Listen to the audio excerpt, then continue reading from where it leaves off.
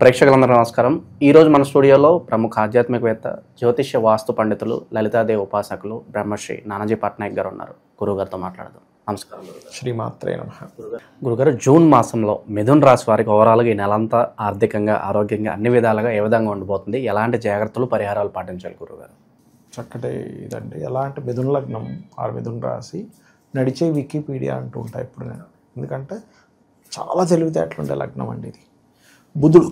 బుధుడు అధిపతి.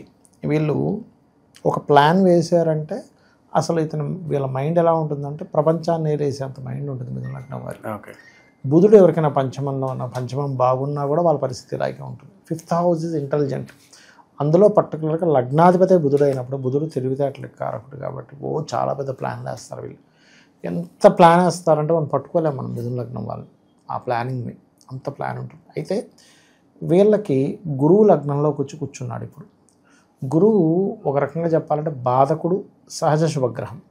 గురువు బాధకుడు అయినప్పుడు మీరు ఏ లగ్నమైనా తీసుకోండి, అంటే డేవల్ సైన్ లగ్నాసు మిథునము, కన్య, ధనస్సు, మీన ఈ లగ్నాల్లో పుట్టిన వాళ్ళకి వివాహ జీవితం అనే విషయం కొంత బాధాకరంగా ఉంటుంది చేసుకునేటప్పుడు కానీ చేసుకున్న తర్వాత కానీ. జనరల్ ఇది వాళ్ళకి ఎవరికైనా 7th హౌస్ బాగుంటే చెప్పలేం, కానీ అదర్వైజ్ అది కొంత పెయిన్ఫుల్. వీళ్ళకి ఇప్పుడు ఏమైపోతుందంటే లగ్నంలో ఎప్పుడైతే గురువు వచ్చి కూర్చున్నాడో, ఈయన 7th and 10th లాడు ఉభయ కేంద్రాధిపతి, కేంద్రాధిపత్య దోషం అంటారు. దీనివల్ల వద్దనుకున్నా సరే తప్పనిసరి వివాహ సంబంధాలు, అంటే వీళ్ళు వద్దనుకున్నా సరే రావడం, ఆ స్ట్రెస్ పెరగడం, అన్ఎక్స్పెక్టెడ్ రావడం. అలాగే ఉద్యోగ విషయంలో కూడా ఓవర్ వర్క్ ఉండడం వీరికి. ఎందుకంటే గురువు దశమాధిపతి కదా, ఇవి వీళ్ళు ఎక్కువగా ఫేస్ చేస్తుంటారు. అందులోని వీళ్ళకి ఒక 2 నెలల నుంచి 2లో కూర్చున్నాడు ధనస్థానంలో. కుటుంబ సభ్యుల్లో ముఖ్యంగా యువకులతోనూ, యంగ్స్టర్స్తో కొంత గొడవలు, ఘర్షణలు జరుగుతూ ఉంటాయి. అయితే ఈ జూన్ మాసంలో ఒక 6 రోజుల తర్వాత మారుతున్నాడు కాబట్టి దీనివల్ల కొంతవరకు వీళ్ళకి ఉపశమనం లభిస్తుంది. అయితే దీంట్లో మరలా 3వ స్థానంలోకి వెళ్ళి కుజుడు, కేతు కూర్చుంటున్నారు. కాబట్టి వీళ్ళు ఏదైనా అగ్రిమెంట్స్ చేసే విషయంలో ఫస్ట్ వీక్ తర్వాత నుంచి కొంత జాగ్రత్తగా ఉండాలి వీళ్ళు. జూన్ మాసంలో షూరిటీలు కూడా ఇస్తూ ఉంటారు కదా. ముఖ్యంగా మనం ఏదైనా అగ్రిమెంట్ చేస్తున్నాము, జాబ్కి వెళ్తున్నాము, లేకపోతే ఒక అప్పు తీసుకుంటున్నాము, మీరు అన్నట్టుగా షూరిటీ మధ్యవర్తిగా వెళ్ళి సంతకం పెడుతున్నాము, ఇవి పూర్తిగా అవాయిడ్ చేయడం మంచిది వీరికి.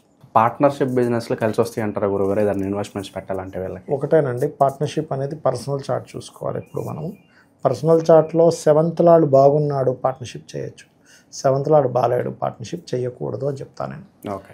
ఇక్కడ ఏంటంటే పార్ట్నర్షిప్ చేయడం ఒక ఎత్తు అయితే మీరు ఏ బిజినెస్లో పార్ట్నర్షిప్కి వెళ్తున్నారు ఈజ్ మోస్ట్ ఇంపార్టెంట్. ఆ బిజినెస్ మీకు పనికి రాదు, మీరు ఎవరితో పార్ట్నర్షిప్ వెళ్ళినా వేస్ట్ అండి. లేదా పార్ట్నర్ జాతకం బాగాలేదు, ఇప్పుడు మీరు పార్ట్నర్ తీశారు కాబట్టి చెప్తున్నాం. చాలామంది ఏం చేస్తారంటే వీళ్ళ జాతకం మాత్రమే చూసుకుంటారు, పార్ట్నర్షిప్ బాగుంటుందా అని. ఇక్కడ నేను ఏం చెప్తానంటే మీ జాతకము, పార్ట్నర్ జాతకం కూడా చూసుకోండి.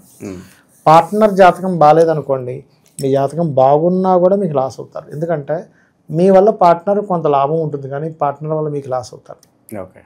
అది సామెత ఉంటుంది చూడండి, అరటాకు వచ్చి ముళ్ళు మీద పడ్డా ముళ్ళెళ్ళు అరటికే నష్టం అన్నట్టుగా వీళ్ళకే నష్టం అవుతుంది పార్ట్నర్ జాతకం బాగోపోతే. అంటే వాళ్ళకైతే సపోర్ట్ చేస్తారు, కొన్ని రోజులు సపోర్ట్ చేసింది వాళ్ళకి కొంత డబ్బులు వస్తాయి, కానీ చేసిన వాళ్ళకి వాళ్ళ జాతకం బాగోపడం ఎఫెక్ట్ వీళ్ళ మీద పడుతుంది. కాబట్టి నన్ను అడిగితే పార్ట్నర్షిప్స్ అనేది పర్సనల్ చార్ట్లో 7th లార్డ్ మహాదశలు ఇద్దరు జాతకాలు ఆ పర్టికులర్ బిజినెస్కి పనికొస్తుందా లేదా చూడకుండా మాత్రం అడుగు వేయొద్దు అని చెప్తాను.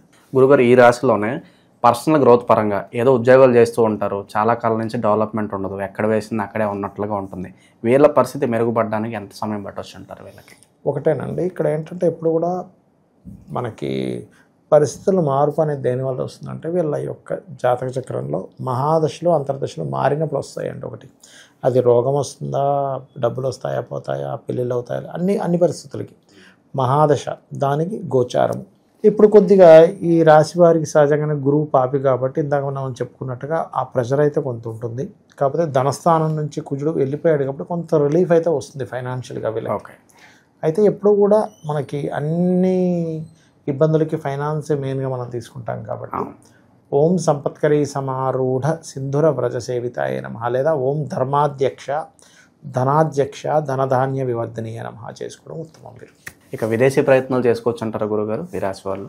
విదేశీ ప్రయత్నాలు ఈ నెలలో కొంతవరకు యోగిస్తాయని చెప్పొచ్చు అండి. విదేశీ ప్రయత్నాలు 2nd వీక్ తర్వాత, ఎందుకంటే 2nd వీక్ తర్వాత నుంచి శుక్రుడు 15 డిగ్రీలు దాటుతాడు మేషంలో ఉండే శుక్రుడు. సో కొంత 11లో ఉన్నప్పటికి 12 వైపు వస్తున్నాడు కాబట్టి కొంతవరకు యోగిస్తుంది. ఇక ఉద్యోగంలో వేరే ఉద్యోగం మారాలి అని అనుకునే వాళ్ళు ఉంటారు, అలాగే ఉద్యోగం లేక బాధపడుతున్న వాళ్ళు ఉంటారు. వాళ్ళ పరిస్థితి ఎలా ఉండబోతుంది గురుగారు?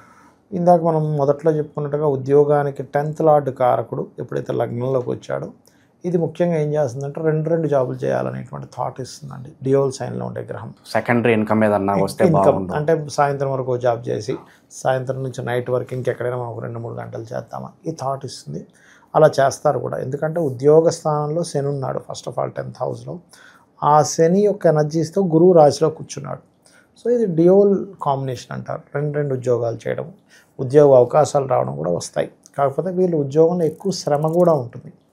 దాన్ని వీళ్ళు కొంచెం ఓపికగా ముందుకు తీసుకెళ్తూ ఉండాలి. ప్రేమ వివాహాలు ఎవరైతే చేసుకోవాలనుకుంటున్నారో ఒక అడుగు ముందు పడే అవకాశం అని కనిపిస్తుంది గురుగారు ఏమన్నా? ప్రేమ వివాహాలకి ఇక్కడ కొంతవరకు అనుకూలత ఉంది అని చెప్పుకోవాలి. ఎందుకంటే ప్రేమ స్థానానికి కారక స్థానం మనం పంచమ స్థానంగా తీసుకుంటాం. సో పంచమ స్థానాన్ని పంచమాధిపతి శుక్రుడే చూసుకుంటున్నాడు. ఇది కొంతవరకు వివాహం ఒక ఎత్తు అయితే పరిచయాల వరకు తీసుకెళ్తాడు. కొత్త పరిచయాలు అవడం, లవ్ అఫైర్ ఏర్పడడం, దీనికి తీసుకెళ్తుంటాడు ఇక్కడ శుక్రుడు.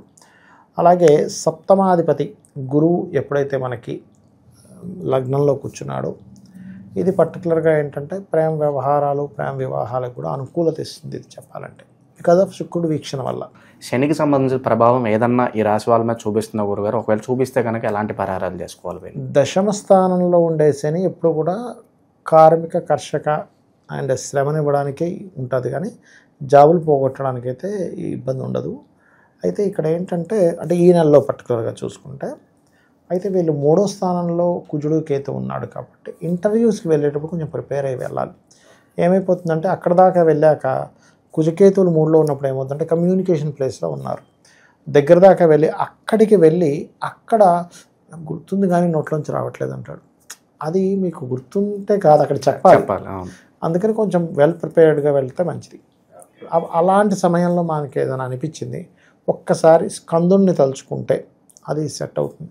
లేదా కర్పూర వీటికి ఆమోద సమాకర్ష దిగంతరాయే నమః అనే మంత్రం కూడా బ్రహ్మాండంగా పనిచేస్తుంది. ఓకే, ఇక దైవారాధన విషయంలో ఎలాంటి పరిహారాలు చేసుకోవాలి గురుగారు ఈ నెలలో?